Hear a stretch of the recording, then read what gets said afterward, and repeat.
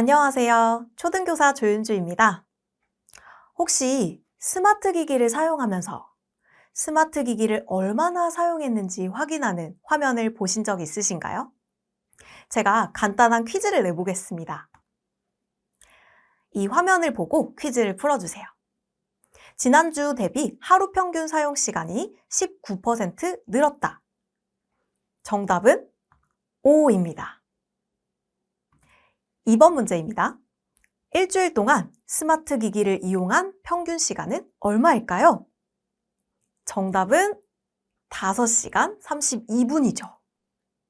3번, 스마트 기기는 주로 어떤 요일에 많이 사용했나요? 정답은 토요일이죠. 평균 선보다 훨씬 많이 사용했네요. 마지막 4번, OX 문제입니다. 가장 많이 사용하는 앱은 동영상 스트리밍 앱이다. 정답은 O입니다. 어떤가요? 이렇게 스마트 기기의 일주일 사용 리포트만 보더라도 이 스마트 기기를 어떻게 일주일 동안 사용하는지 바로바로 확인할 수 있는데요. 이번 시간에는 건강한 디버스 사용을 위한 이 디지털 시간 관리 방법에 대해 좀 살펴보겠습니다. 이번 시간 학습 목표입니다. 첫 번째로는 건강한 디지털 기기 활용을 위한 시간 관리의 필요성을 공유해 보겠고요. 두 번째는 디지털 기기의 현명한 시간 관리를 위한 자녀와의 상호작용 방법을 확인해 보겠습니다. 마지막 세 번째에서는 가정에서 사용할 수 있는 디지털 기기 관리 프로그램을 소개하겠습니다. 학습 내용도 마찬가지로 시간 관리의 필요성을 공유하는 방법, 또 자녀와의 상호작용 방법, 마지막으로 디지털 기기 관리 프로그램 사용법을 소개하겠습니다.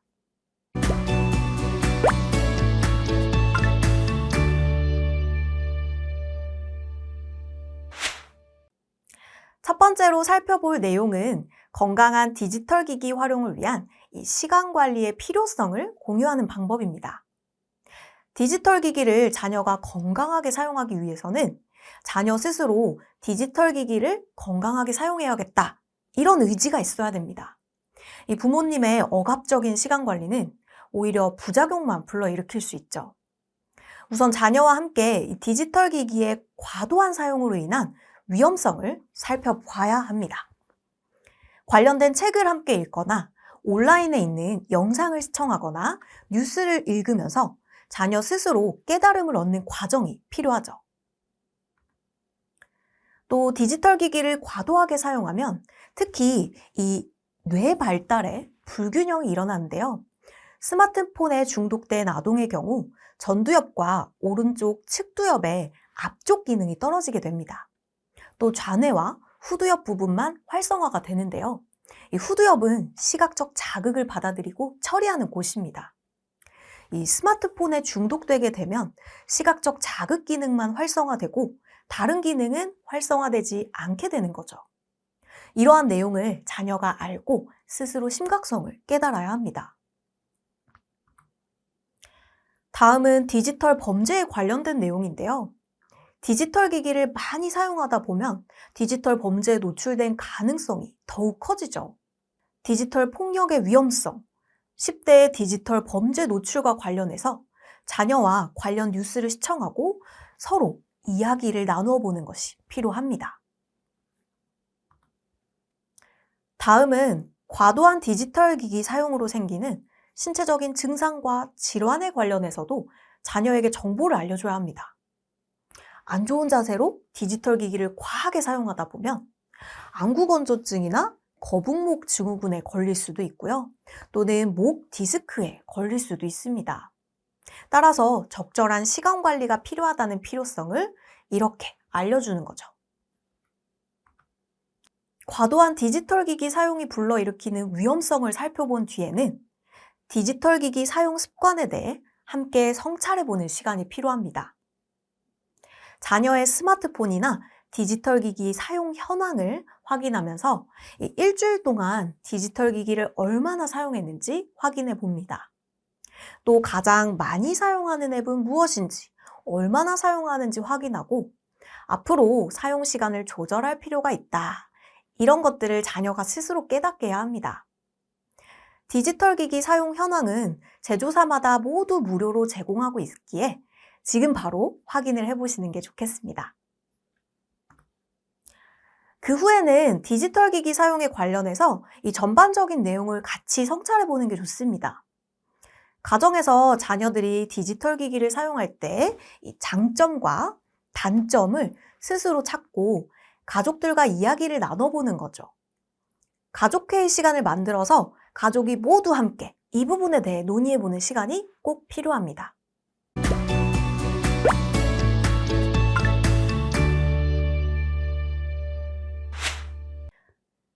이러한 과정을 통해 자녀들이 디지털 기기 사용 시간 관리가 필요함을 느끼게 됐다.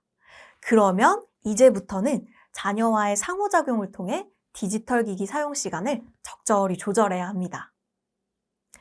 디지털 기기 사용 시간을 조절하는 첫 번째 방법은 사용 시간 목표를 함께 정하는 것입니다.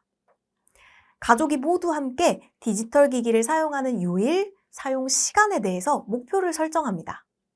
이때 자녀가 스스로 사용 시간 목표를 설정하도록 하고 조정이 필요한 경우에는 협의를 통해서 조정을 해봅니다.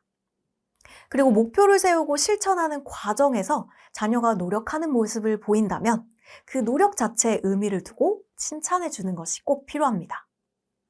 두 번째 방법은 디지털 사용 시간 계획표를 작성하는 것입니다.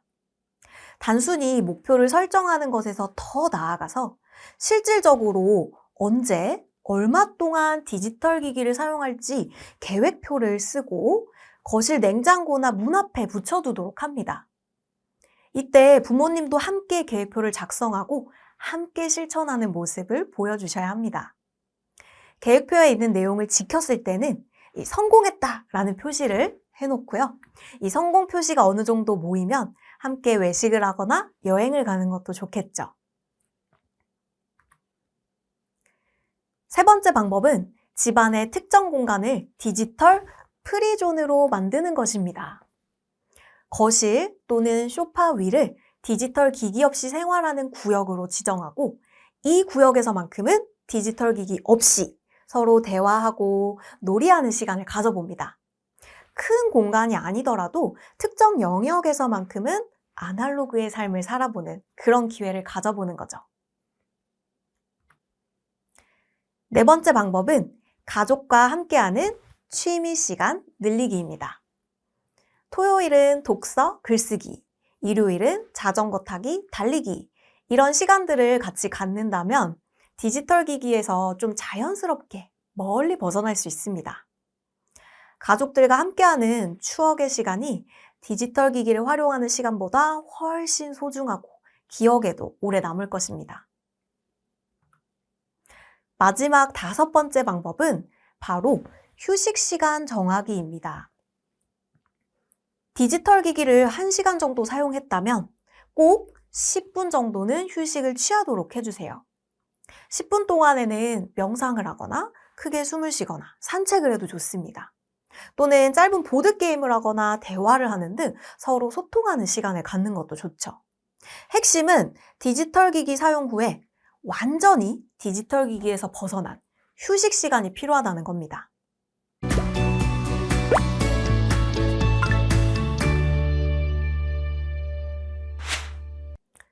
그럼 지금부터는 가정에서 사용할 수 있는 디지털 기기 관리 프로그램에 대해 살펴보겠습니다. 자녀들의 디지털 기기 시간 관리를 위한 무료 앱을 소개해 드릴게요. 첫 번째로 소개할 앱은 사이버 안심존이라는 앱입니다.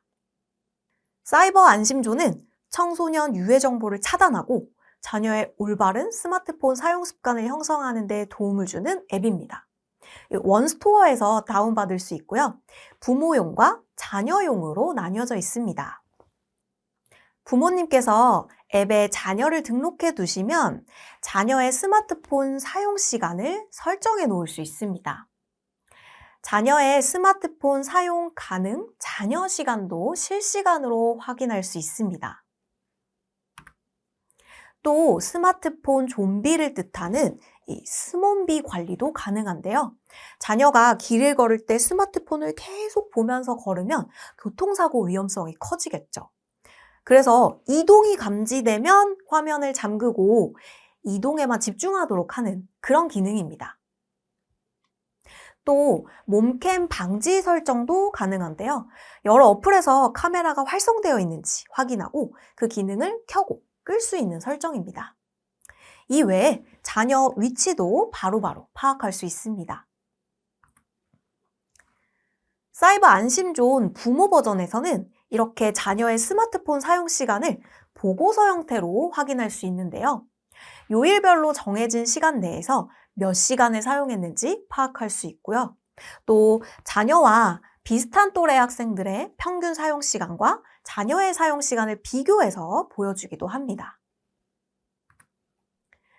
또한 스마트 안심 드림이라는 기능을 사용하면 사이버 언어폭력 의심 문자, 자녀 고민 검색어를 파악할 수 있습니다. 자녀가 인터넷에서 검색한 키워드들을 분석해서 어떤 고민을 가지고 있는지 또는 음란성 채팅 의심 문자나 유해 동영상 감지 기록도 확인이 가능하기 때문에 자녀의 건강한 스마트폰 기기 사용 습관을 형성하는 데 도움을 줍니다. 사이버 안심존 자녀의 화면은 어떻게 보일까요?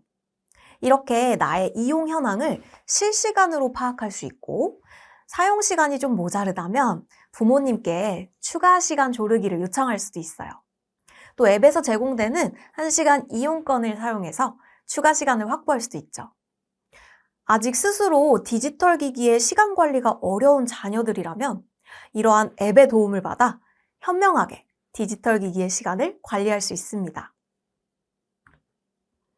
두 번째로 소개할 앱은 구글 패밀리 링크 앱입니다. 구글 패밀리 링크는 어떤 종류의 기기든 무료로 구글 앱스토어에서 다운받을 수 있습니다. 구글 계정이 있다면 가족 등록을 하고 패밀리 링크를 사용할 수 있는데요. 자녀의 디지털 기기 사용 시간을 설정하고 필요할 때는 기기 사용을 중단시킬 수도 있습니다. 또한 자녀가 구글 플레이 스토어에서 다운로드하려는 앱을 부모님이 승인하거나 차단할 수도 있습니다. 실수로 유료 앱을 다운받는 경우가 있을 텐데요. 그런 부분들을 바로 차단하는 거죠. 또 자녀가 접근하는 이 웹사이트나 구글 확장 프로그램 또한 관리를 할 수 있습니다. 유해 사이트는 접근을 못하도록 미리 설정하는 거죠. 마지막으로 구글 패밀리 링크 또한 이 사이버 안심 앱과 같이 자녀의 위치도 확인이 가능합니다. 어린 자녀가 있다면 위치 확인 기능을 유용하게 사용할 수 있겠죠. 이러한 기능들은 감시의 목적보다는 안전을 목적으로 활용할 때 더욱 효과가 클 것 같습니다. 지금까지 자녀의 건강한 디지털 기기 사용 시간 관리를 위해 다양한 방법을 살펴보았는데요. 가장 중요한 것은 부모님과 자녀 간의 소통이겠죠. 현명한 디지털 기기 관리를 위해 자녀와 충분히 대화를 나누고 함께 계획을 세운 뒤 실천해 보시길 추천합니다.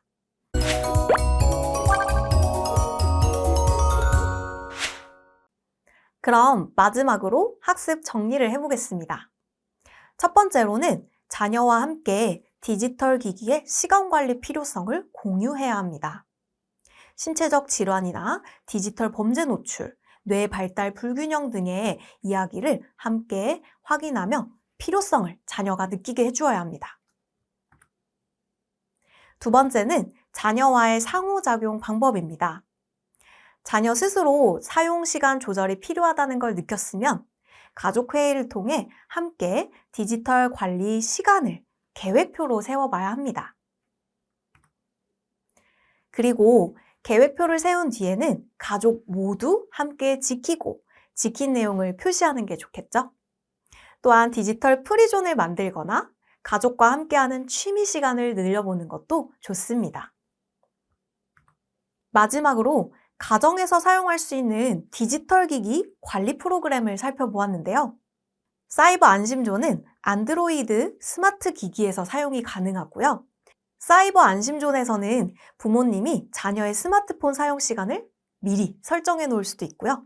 숨음비 방지 기능이나 몸캠 방지 설정도 할 수 있습니다.